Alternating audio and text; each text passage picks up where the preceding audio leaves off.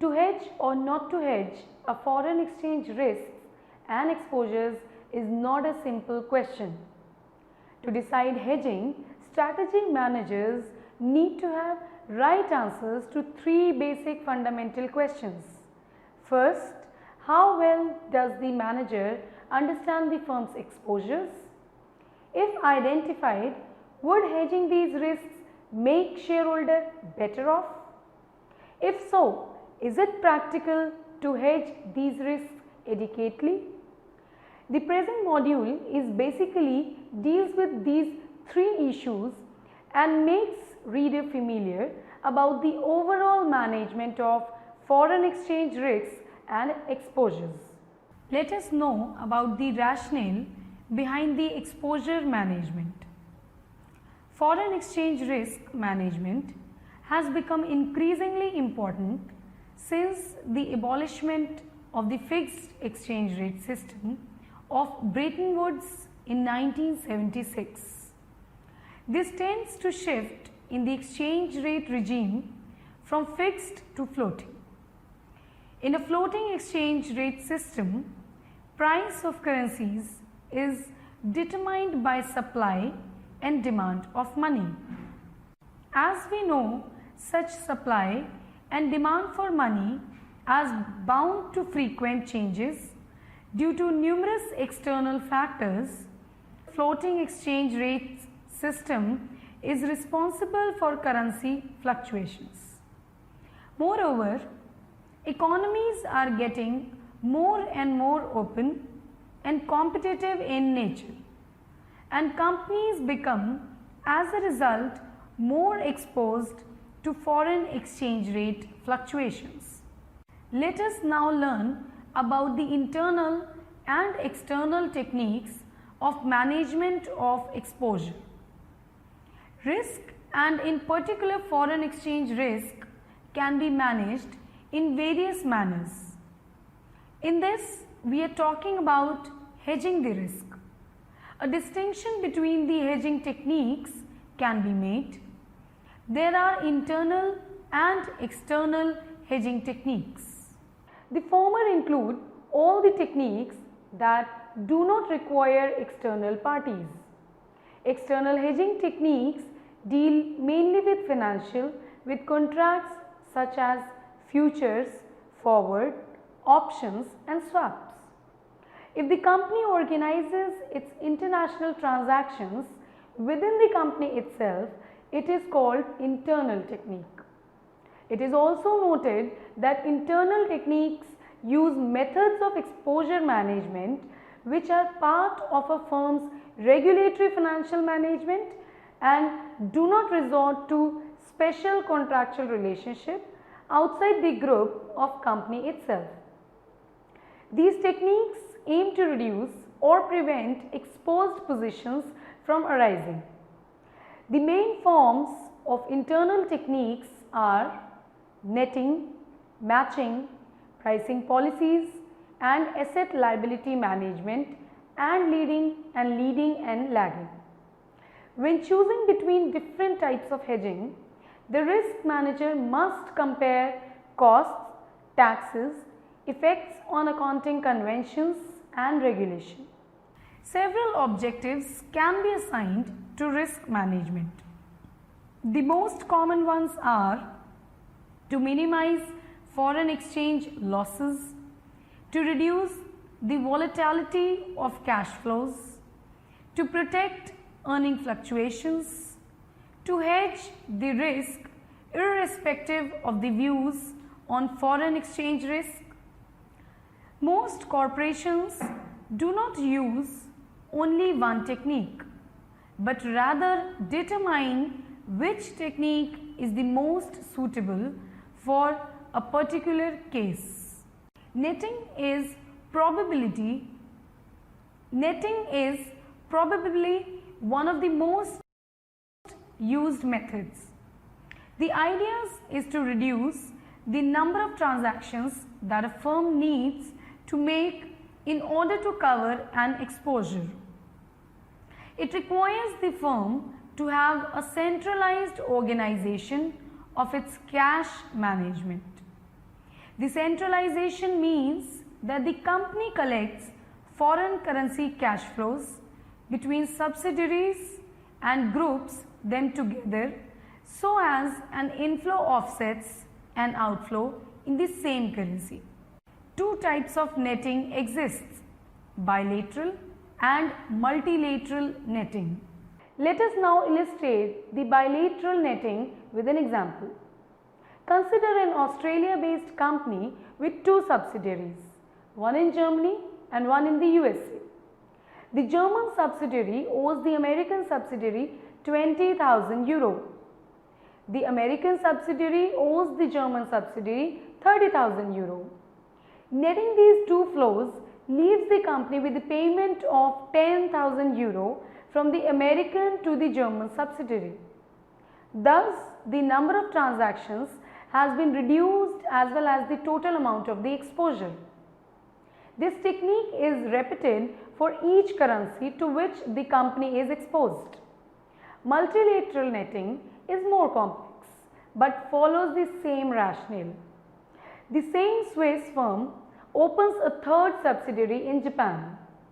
Suppose the subsidiaries owe each other some amount as reported in figure 2. When netting the payments, we obtain the table. First, rather than having these transactions taking place, only the netted amounts are exchanged through a netting center which is given in figure 3. Netting is an appropriate and easy to implement technique to hedge transaction exposure. Matching.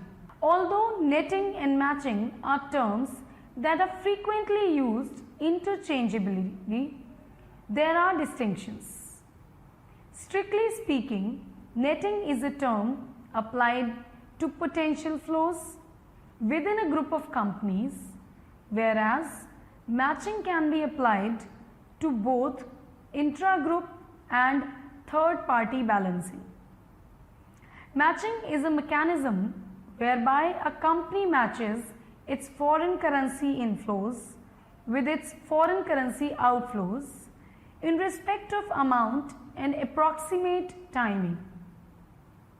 Receipts in a particular currency are used to make payments in that currency, thereby reducing the need for a group of companies to go through the foreign exchange markets to the unmatched portion of foreign currency cash flows. The prerequisite for a matching operation is a two-way cash flow in the same foreign currency within a group of companies. This gives rise to a potential for natural matching.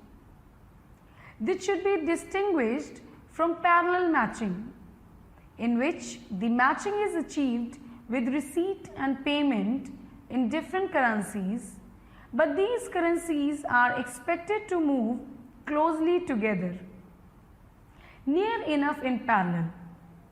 An example would be currencies that either two joint currency float. Of course, there is always the chance with parallel matching that the currencies concerned may move away from their previously parallel paths. In this case, the expected match fails to be realized. The practical mechanics of matching are rather multilateral netting, since it involves the group treasury and gives rise to the need for information centralization with the group finance function just before settlement, and gives rise to the need for information centralization with the group finance function just before settlement. Practical problems may arise because of the uncertain timing of third-party receipts and payments. Unexpected delays can create problems for the multinational treasury in its endeavors to match receipts and payments. There are always difficulties in the possibility that receipt of a sum due on a certain settlement day is postponed, but payment is nonetheless made on that same date as originally anticipated. For this reason, success in matching is very much a function of the quality of information coming to the corporate financial center, including realistic and accurate predictions of settlement dates. Like netting, the extent of matching is constrained by the exchange controls of some countries, leading and lagging. Leading and lagging are carried out to adjust the timing of receipts and payments. Leading is making a payment early, while lagging is delaying the payment.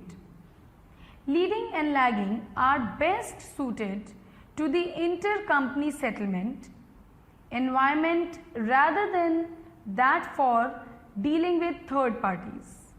It enables a group to manage both its cash position and its currency exposures in such a way so as to benefit from offsetting positions within the group.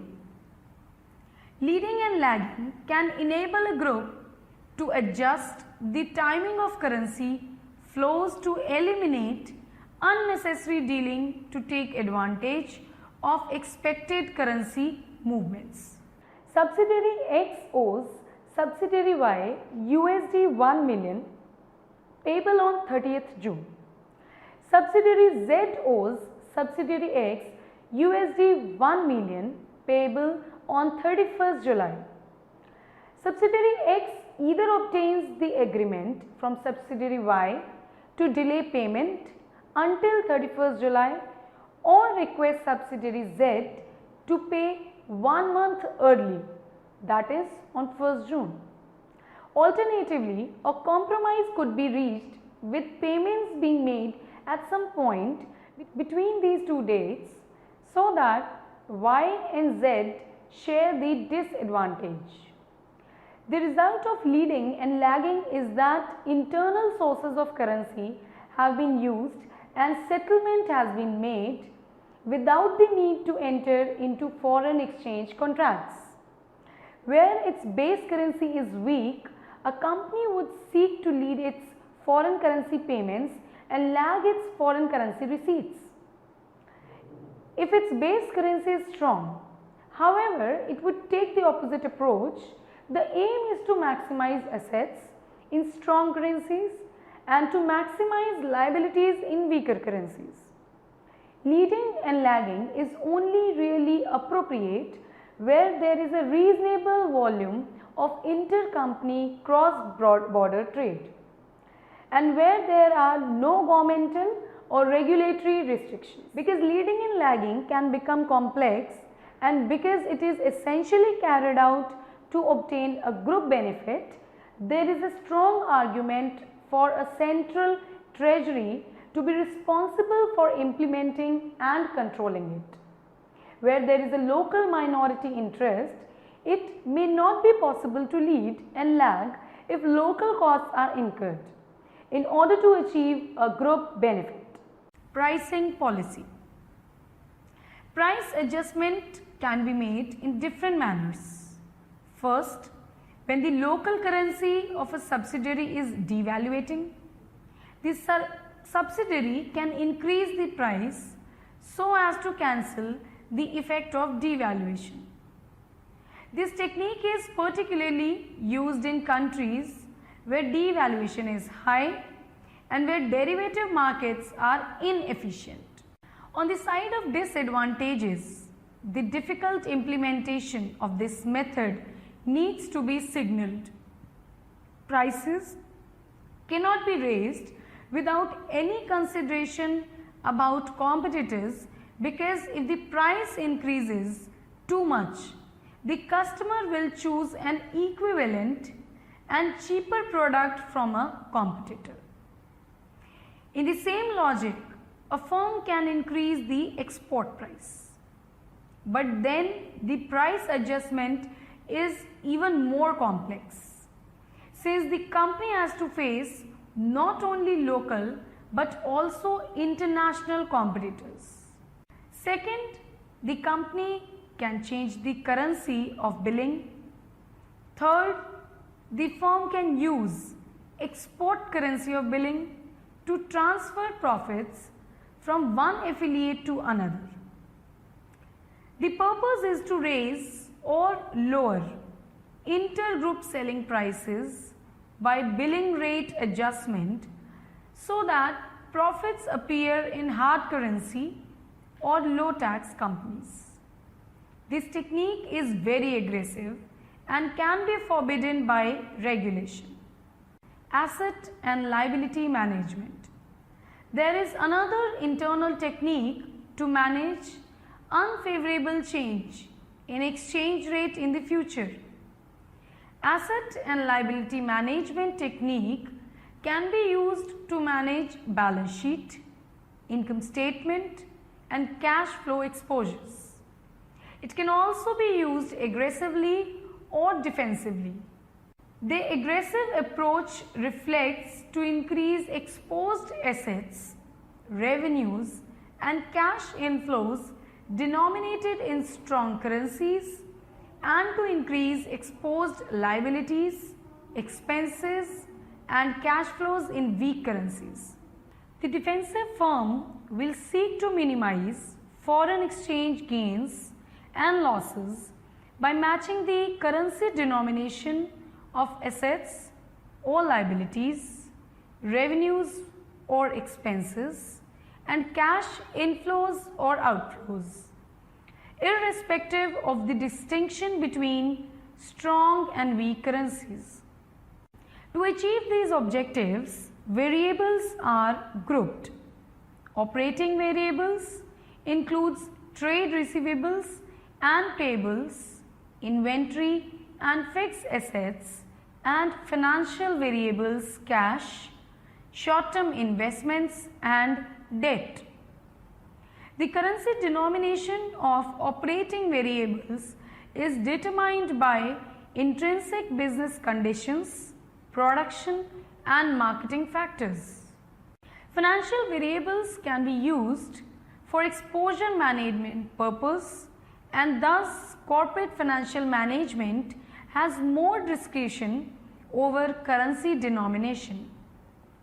The paucity of currency finance is often a major problem.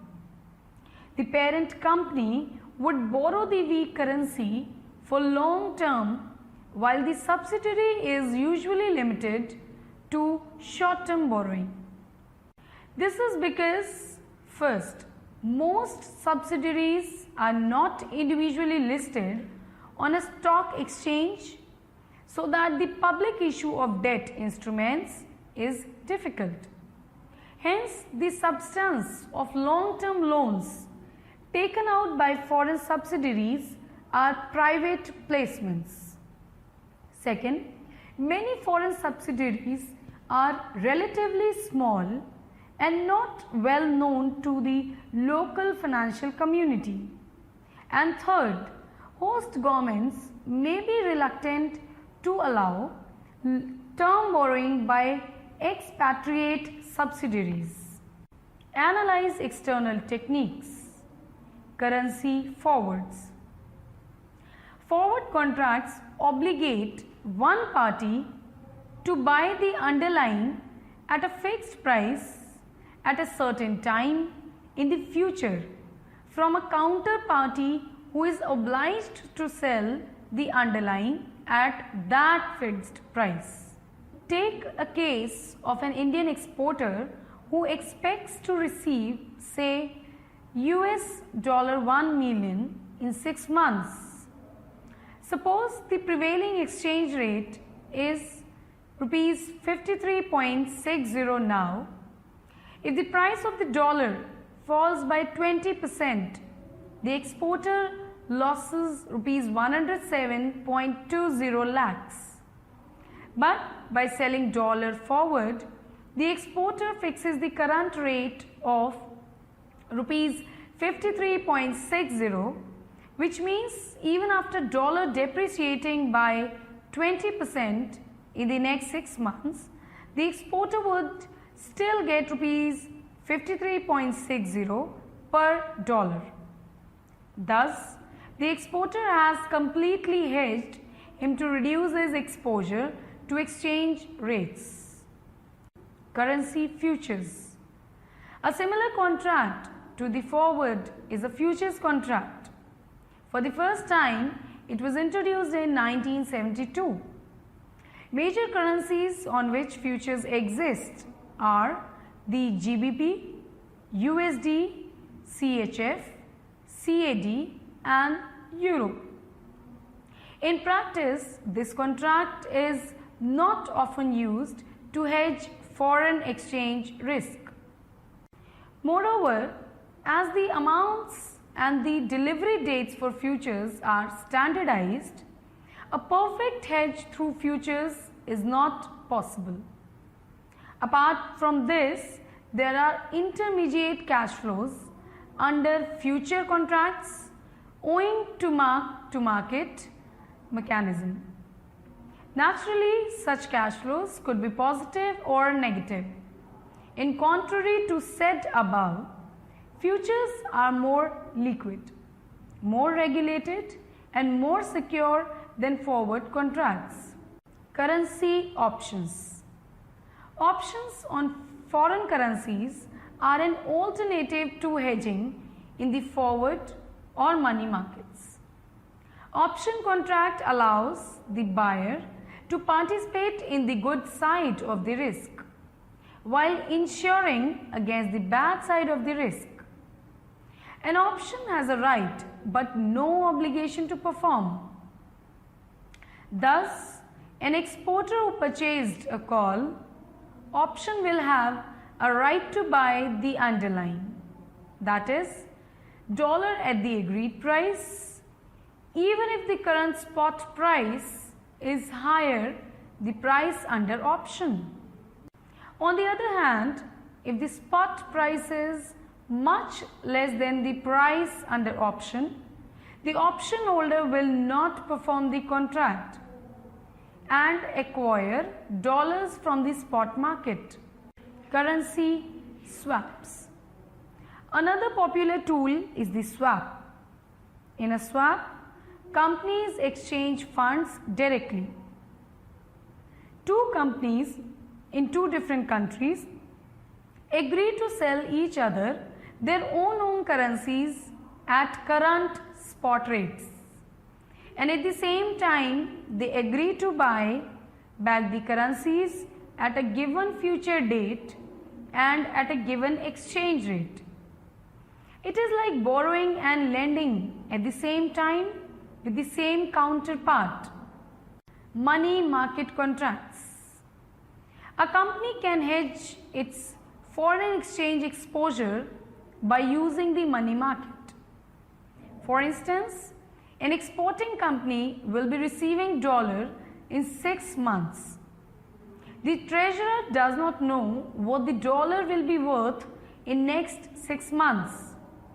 He could simply borrow dollars now from a bank and convert these to euro at the spot rate on that date. Thus, he has a dollar debt, but that does not matter because he can repay this debt when he receives the dollars in 6 months. The company has the amount of euro needed and can deposit it in a bank and thus earn the 6 months interest. This process permits the firm to dispose immediately with money and not to wait 6 months for the dollars. In addition, the exchange rate risk is covered.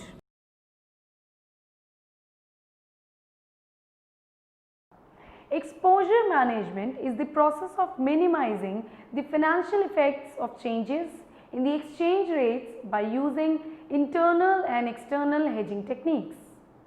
Forecast exposure is also known as uncommitted exposure, a currency exposure which is expected to arise based on reasonable forecasts of future trading patterns.